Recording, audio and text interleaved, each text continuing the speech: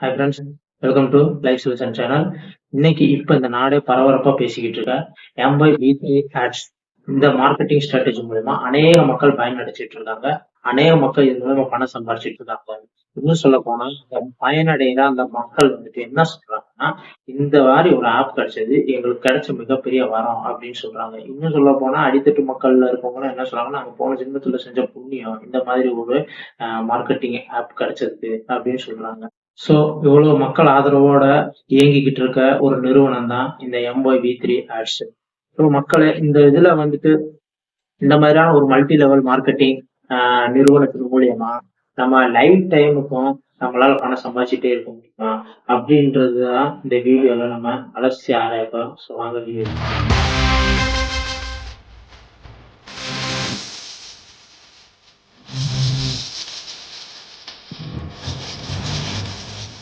இந்த மாதிரியான நிறுவனங்கள் முதலில் ஆரம்பிச்ச உடனே அவங்க நம்மளை அப்ரோச் பண்ணும்போது சொல்ற முதல் காரியம் என்னன்னா, நீங்க ஒரே ஒரு வேலை செஞ்சா போதும்.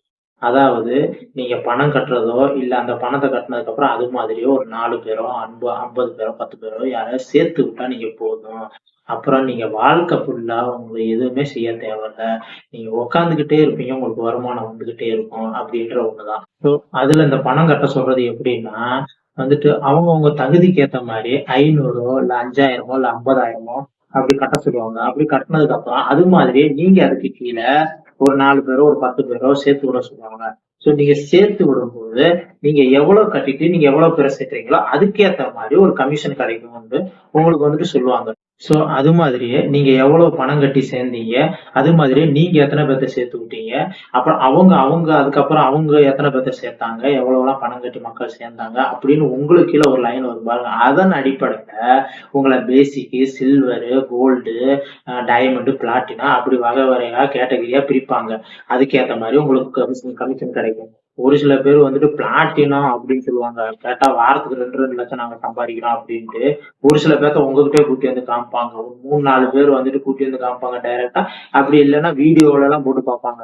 அந்த வீடியோல அந்த பிளாட்டினம் வந்துட்டு இருக்கிறவங்க சொல்லுவாங்க, நாங்க வந்துட்டு பிளாட்டினம் லெவல்ல இருக்கோம், எங்களோட கடின உழைப்பு மூலியமா நாங்க இவ்வளவு தூரம் முன்னேறி இருக்கோம், பிளாட்டினத்துல வந்துட்டு வாரம் 2 லட்சம் சம்பாதிக்க எங்க போனாலும் நாங்க பிளைட்ல தான் போறோம், எங்களுக்கு எந்த வேலையும் கிடையாது, மாசத்துக்கு ஒரு தடவை போய் மீட்டிங் அட்டன் பண்றதா எங்க வேலை அப்படின்லாம் சொல்றத வீடியோ உங்களுக்கு காமிப்பாங்க.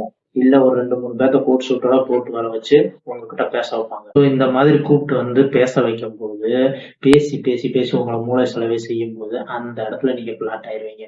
உண்மையா சொல்றேங்க.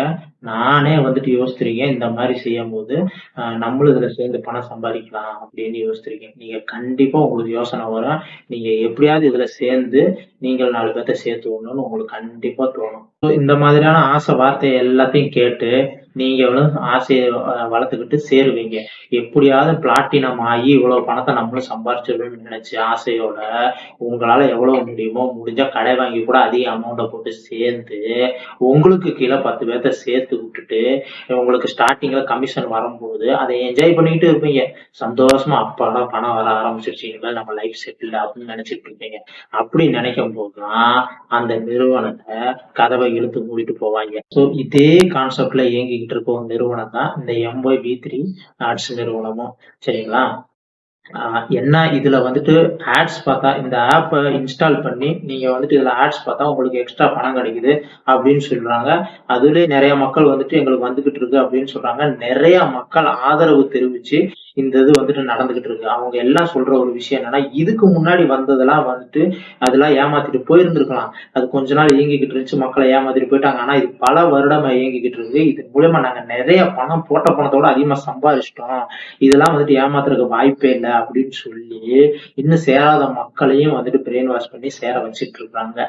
சோ மக்களை ஒண்ணு தெரிஞ்சுக்கோங்க. இந்த நிறுவனத்தை ஆரம்பிக்கிறவங்க அவங்க வந்துட்டு அந்த காலத்துல வந்துட்டு ஒரு கோடின்றது பெருசு, 10 கோடின்றது பெருசு. அவங்க நினைச்ச அமௌண்ட் எப்ப வருதோ அப்ப அந்த நிறுவனத்தை சாத்திட்டு போயிருவாங்க. சரிங்களா? அவங்க நினைச்ச அமௌண்ட் இப்ப ஒரு 1000 கோடி டார்கெட் வச்சிருக்காங்கன்னு வச்சுக்கோங்களேன். அது 5 மாசத்துல வரலாம். மக்கள் எவ்வளவு அதிகமா சேர்றாங்களோ அவ்வளவு சீக்கிரம் அந்த 1000 கோடி டார்கெட் வந்து ஃபுல்ஃபில் ஆகும். அவங்க வந்துட்டு 5 மாசத்துல அது வந்துச்சுன்னா போயிருவாங்க. இல்ல 10 மாசம், இல்ல 1 வருஷம், இல்ல 5 வருஷம், இல்ல 10 வருஷம். சோ அவங்க எவ்வளவு டார்கெட் வச்சிருக்காங்களோ அது எவ்வளவு நாள்ல அவங்களுக்கு ஒண்ணு சேருதோ அவ்வளவு நாளைக்கு அவங்க வெயிட் பண்ணி இருந்துட்டு அதுக்கப்புறம் வந்துட்டு அவங்க இழுத்து மூடுவாங்க. சரிங்களா? இத புரிஞ்சுக்கோங்க. இன்னும் சொல்லப்போனா, எவ்வளவு நாள் அதிகமா இந்த நிறுவனங்கள் இயங்குதோ, மக்கள் ஆதரவும் அதிகமாகும். மக்கள் மனசுல நம்பிக்கையும் அது உண்டு பண்ணும். இது ரொம்ப நாளா இயங்கிக்கிட்டு இருக்கு. யாரையுமே இதுவரைக்கும் ஏமாத்தல. அதனால நம்பி நம்ம சேரலாம், நம்ம நம்பி பணம் கட்டலாம் அப்படின்ற மக்கள் மனதுல ஒரு நம்பிக்கை கண்டிப்பா எழும். ஸோ இத வந்துட்டு அவங்க யூஸ் பண்ணிப்பாங்க. அவங்க வந்துட்டு இத பிரயோஜனப்படுத்தி இன்னும் மக்கள் அதிகமா அத சேர்ப்பாங்க. நண்பர்களே ஒண்ணு தெரிஞ்சுக்கோங்க. நீங்க யாரையாவது சேர்த்து விட்டா பணம் கிடைக்கும். இல்ல ஆட்ஸ் பார்த்தா பணம் கிடைக்குதுன்னே வச்சுக்கோங்களேன். இப்ப உங்களுக்கு கிடைச்சுக்கிட்டுன்னே வச்சுக்கோங்களேன். அந்த பணம் எப்படி கிடைக்குது? யோசிங்க. யாருமே உழைக்காம நீங்க சும்மா ஆட்ஸ் பார்த்தா காசு வருது, யாரையாவது சேர்த்து விட்டா காசு வருதுன்னா, அந்த பணம் எங்க இருந்துங்க வருது? அத குடுக்குறவங்க எங்க மரமா வச்சிருக்காங்க? மரத்துல இருந்து காய்ச்சிக்கிட்டு இருக்கான். இல்ல அப்படி இல்லன்னா அவங்களுக்கு மட்டும் அவங்க இருக்க ஏரியால வானத்துல இருந்து கொட்டுதா? கொஞ்சம் யோசித்து பாருங்க. நீங்க ஒரு 10,000 கட்டி சேர்ந்தீங்கன்னா, அந்த 10,000த்துக்குரிய கமிஷன் உங்கள சேர்த்து விட்டவங்களுக்கு ஒரு ரூ. 500 குடுக்குறாங்கன்னு வச்சுக்கோங்களேன். நீங்க ஒரு 4 பேர 10,000, 10,000 சேர்த்து விட்டீங்கன்னா, அதுக்குரிய ஒவ்வொரு ஆளுக்கும் 500, 500 வீதமா உங்களுக்கு கமிஷன். இப்படி நீங்க சேர்த்து விடுறீங்க பாருங்க. அவங்களோட அந்த பணத்துல இருந்து கொஞ்சம் கொஞ்சம் உங்களுக்கு குடுத்துட்டு, மீதம் எவ்வளவு பணம் மிச்சமா இருக்கு யோசிச்சு பாருங்க. அது எல்லாமே அவங்க பாக்கெட்ல தான் போகுது. சோ இது மாரி இப்ப நீங்க அந்த அந்த கமிஷனுக்கு ஆசைப்பட்டு, அதுக்கப்புறம் நீங்க மக்கள சேர்த்துக்கிட்டே இருப்பீங்க. சோ இதுல ஸ்ட்ராட்டஜி என்னன்னா, ஃபர்ஸ்ட் இந்த நிறுவனத்துல சேர்ந்துறாங்க பாருங்களேன், அவங்களுக்கு அவங்களோட பணம் ரிட்டர்ன் எடுத்துருவாங்க. கண்டிப்பா எடுத்துருவாங்க. ஆனா இத நம்பி மக்கள் அதிகமா சேர்த்து இடத்துல ரீசென்ட்டா சேர்றாங்க பாருங்களேன், அந்த லாஸ்ட் அவங்க ஏமாத்துற டயத்துல ஒரு சில பேர்லாம் நெறைய சேர்ந்திருப்பாங்க. அவங்க வந்துட்டு கண்டிப்பா லாஸ் ஆகுறதுக்கு அதிக சான்சஸ் இருக்கு. இன்னும் முக்கியமா சொல்லப்போனா, இப்ப நம்ம ரூ. 10,000 கட்டி சேர்றது கூட அவ்வளவு டேஞ்சர் இல்ல. ஆனா, அவங்களுக்கு கீழ ஒரு 10 பேரோ, 50 பேரோ சேர்த்து விடுவாங்க பாரு. அது ரொம்ப டேஞ்சருங்க. ஏன் சொல்ல வரேன்னா, இப்ப திடீர்னு அந்த நிறுவனத்த கதவ சாத்திட்டு போயிட்டாங்கன்னு வச்சுக்கோங்களேன். சாத்திட்டு போயிருக்காங்க. உண்மையிலேயே போயிருக்காங்க. இப்ப சாத்திட்டு போயிட்டாங்கன்னா, அந்த உங்களுக்கு கீழ ஒரு 10 பேர் போட்டான் பாருங்க. அவன் அந்த நிறுவனத்துல இருக்க ஆட்களவோ யாரையுமே தெரியாது. நம்பி போட்டுருக்க மாட்டான். அது உங்க மேல இருக்க நம்பிக்கையில தான் போட்டிருப்பான். ஏன்னா, நீங்க யார போய் சொல்லப் போறீங்க? உங்க ஃப்ரெண்ட்ஸ் சர்க்கிளோ, இல்ல உங்க ரிலேஷன் சர்க்கிளோ அவங்கள்ட்ட தான் போய் சொல்லிருப்பீங்க. உங்கள ரொம்ப நம்புறவங்கள்ட்ட போய் சொல்லியிருப்பீங்க. இது ரொம்ப நம்பிக்கையான நிறுவனம். நீங்க பணம் போடுங்க அப்படின்னு சொல்லியிருப்பீங்க. அவங்க உங்கள நம்பி பணத்த போட்டிருப்பாங்க. சோ இத டக்குன்னு மூடிட்டு போனா, அவங்கலாம் எங்க போய் நிப்பாங்க? அந்த நிறுவனத்து வாசல்ல போய் நிப்பாங்க. அவங்க உங்க கழுத்த தான் வந்து நெரிப்பாங்க. சோ அப்ப என்ன பண்ணுவீங்க? இது மாதிரியான பல கம்பெனிகள் ஏமாத்திட்டு போயிருக்காங்க. இப்ப வந்துட்டு எனக்கு வந்துட்டு ஞாபகம் வர்ற ஒரே ஒரு கம்பெனிய மட்டும் நான் சொல்றேன். 4 இயர்ஸ்க்கு முன்னாடி வேதா ட்ரேடிங் கம்பெனின்னு ஒரு கம்பெனி நடத்திட்டு இருக்காங்க. எனக்கு ரொம்ப குளோஸான ஒரு பெர்சன் வந்துட்டு என்ட்ட வந்து சொன்னாங்க. இது ரொம்ப ஜென்யூனான கம்பெனி. ஆ இதுல வந்துட்டு நீ சேரு. எவ்வளவு சேர்ற அதுக்குரிய கமிஷன் கிடைக்கும். நீ எவ்வளவு பேர்ட்ட சேர்க்கிறோ அதுக்குரிய கமிஷன் கிடைக்கும்னு என்ட்ட வந்துட்டு சொன்னாங்க. எனக்கு வந்துட்டு நம்பிக்கையே இல்ல. இல்ல இதெல்லாம் வேணாம். கண்டிப்பா ஏமாத்துவாங்க. ஸோ இதுல எல்லாம் வந்துட்டு நீங்க ஈடுபடாதீங்க அப்படின்னு நான் அவங்ககிட்ட எவ்வளவோ சொன்னேன். ஆனா அவர் வந்துட்டு நீ என்னைய நம்பலையா அப்படின்னு கேட்டாங்க. எனக்கு வந்துட்டு ரொம்ப க்ளோஸ். சரி ஓகேங்க நான் போடுறேன் அப்படின்னா ஒரு 5,000 போடுறேன் ஸ்டார்டிங்ல அப்புறம் பார்க்கலான்ட்டு ஒரு 5,000 போட்டேன். நானு என் மனசுல என்ன நினைச்சேன்னா சரி போனாலும் 5,000 போகுது. சரி விடு பார்க்கலாம் என்னன்னு இவரு இவ்வளவு ஃபோர்ஸ் பண்றாரு போடலைன்னா முகத்த தூக்கிக்குவாங்க. சரி விடு அப்படின்ட்டு நானும் போட்டேன்.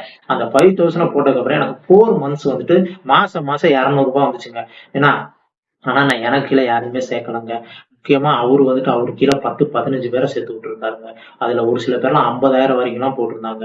ஆ திடீர்னு அந்த 4 மாசம் கழிச்சு நானும் சரி வருது. ஓகே பார்க்கலாம் அப்படின்ட்டு பேசாம விட்டேன். அந்த நிறுவனத்த மூடிட்டு போயிட்டாங்க. அப்போ வந்துட்டு அந்த ஒரு ஆள் வந்துட்டு எனக்கு க்ளோஸ்ன்னு சொன்னேன்ல, அந்த நபர் வந்துட்டு அவங்கள போய் கான்டாக்ட் பண்ணி பண்ணி பார்க்குறாங்க. எந்த ஃபோனும் வந்துட்டு ரீச் ஆகலங்க. எல்லாமே ஸ்விட்ச் ஆஃப். அ அவரு வந்துட்டு நடுத்தெருவுல நின்னுட்டாரு. ஸோ அந்த 10, 15 பேரும் அவர் கழுத்த நெரிக்க ஆரம்பிச்சுட்டாங்க. எனக்கு போட்ட காச குடு அப்படின்னு சொல்லிட்டு. எல்லா பேத்துக்கும் அவங்க மனைவியோட அந்த நகைகள அடகு வச்சு செட்டில் பண்ணாங்க. ஸோ நீங்க யோசித்து பாருங்க. நான் இத பார்த்துட்டு எனக்கு வர வேண்டிய அந்த 5,000 கூட நான் கேட்கவே இல்ல. இனிமேல் இது மாரிலாம் செய்யாத அப்படின்னு சொல்லிட்டு நான் விட்டுட்டேங்க. ஸோ நீங்க யோசித்து பாருங்க நண்பர்களே. இதே நிலைமை தான் அந்த வந்துட்டு நீங்க யாரெல்லாம் சேர்த்து விடுறீங்களோ, அது அந்த நிலைமை வந்துட்டு உங்களுக்கு வர வாய்ப்பு இருக்கு. தயவு செய்து சொல்றேன். இத நம்பி இறங்காதீங்க நண்பர்களே. இன்னும் சொல்லப்போனா, இந்த மாதிரியான நிறுவனங்கள் மூலியமா மாட்டிக்கிட்டு முழிக்கிறது பெரிய கோடீஸ்வரனோ, பணக்காரனோ கிடையாதுங்க. வெறும் நடுத்தர வசதி உள்ளவங்களும், ஏழ்மையானவங்களும் தான் இதுல அதிகமா ஏமாற்றப்படுறாங்க. ஏன் நீங்க கொஞ்சம் உட்கார்ந்து ஒரு செகண்ட் யோசிங்க. ஒரு ஆட்ஸ் பார்த்தா ஒரு ₹7 கிடைக்குதுன்னு சொல்றான். சரிங்களா? நான் இப்ப வரைக்கும் எனக்கு கிடைச்ச தகவல்ல வச்சு நான் சொல்றேன். ஒரு ₹7 கிடைக்குதுன்னு சொல்றாங்க. அந்த 7 ரூபாய்க்கு ஆசைப்பட்டு மணிக்கணக்கா உட்காந்து ஆடு எந்த கோடீஸ்வரனா பார்ப்பானா? இல்ல பணம் கொட்டோ கொட்டுன்னு கொட்டுறவனா பார்ப்பானா? அந்த 7 ரூபாய் கூட வசதி இல்லாத ஏழை மக்கள் தான் பார்ப்பாங்க. புரியுதுங்களா?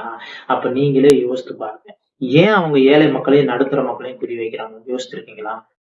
ஏன்னா, நாளைக்கு மோசடி பண்ணிட்டு மக்கள ஏமாத்திட்டு போம்போது, இந்த ஏழை மக்களும், நடுத்தர மக்களும் தான் எதுவுமே செய்ய முடியாம நடுத்தெருவுல நின்னுட்டு முழிச்சுட்டு இருப்பாங்க.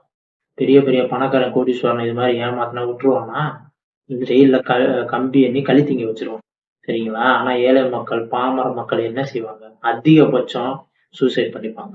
அவங்க அதிக பணத்த சப்போஸ் இழந்திருந்தாங்கன்னா, சூசைட் பண்ணிப்பாங்க. அப்படி இல்லையா, ஒரு 10 பேரு ஒரு ரிலேஷனா ஏமாத்தப்பட்டிருந்தாங்க, ஒரு கிராமம் ஏமாத்தப்பட்டிருந்தாங்கன்னா, நடு ரோட்ல வந்து போராட்டம் பண்ணுவாங்க. அதே 4 போலீஸ்காரங்க சேர்ந்து அடிச்சு விரட்டுனாங்கன்னா போயிரும். அப்படியே சால்வ் ஆயிரும் இந்த பிரச்சனை. புரியுதுங்களா? இந்த பிரச்சனை இன்னைக்கு நேத்து நடந்துட்டு இருக்க விஷயமே அல்ல நண்பர்களே. காலங்காலமா நடந்துட்டு இருக்கு நண்பர்களே. எனக்கு விவரம் தெரிஞ்சதுல இருந்தே நான் இந்த மாதிரி விஷயங்கள பார்த்துக்கிட்டு இருக்கேன். ஸோ நண்பர்களே, நீங்க ஏமாறாதீங்க. இதுல சேர்ந்துட்டு பணம் சம்பாரிச்சுட்டு இருக்காங்க பாருங்க, அவங்கள நம்மளால எதுவுமே பண்ண முடியாது. ஏன்னா அவங்க பணம் சம்பாரிச்சுக்கிட்டு இருக்க அந்த ஒரு மயக்கத்துல இருப்பாங்க. இன்னும் சேர்ந்துட்டு பணம் சம்பாதிக்காதவங்க இத பத்தி தப்பா சொல்ல மாட்டாங்க. ஏன்னா அவங்க இன்னும் எவ்வளவு பேர் அதிகமா சேர்க்கிறாங்களோ அப்பதான் அவங்க போட்ட பணத்தை எடுக்க முடியும்னு அவங்க இத பத்தி நல்ல விதமா தான் பரப்புவாங்க. ஆனா இனிமேல் சேரணும்னு நினைக்கிற ஒவ்வொரு நண்பர்களும் அத வந்துட்டு தயவு செய்து சேராம விழித்துக் கொள்ளுங்கள். இதுல வந்துட்டு தயவு செய்து ஈடுபட்டு உங்களோட பணத்தோ, உங்களோட லைஃபவோ, உங்களோட நாலேஜோ ஸ்பாயில் பண்ணாதீங்க. தயவு செய்து நண்பர்களே, உங்க மைண்ட், உங்க நாலேஜ் நல்ல விஷயத்துக்கு பயன்படுத்தி நல்ல விதமா முன்னேறதுக்கு தயவு செய்து வழிவகை செய்து கொள்ளுங்கள். மீண்டும் இது போன்ற அடுத்த வீடியோவில் சந்திக்கிறேன். நன்றி, வணக்கம்.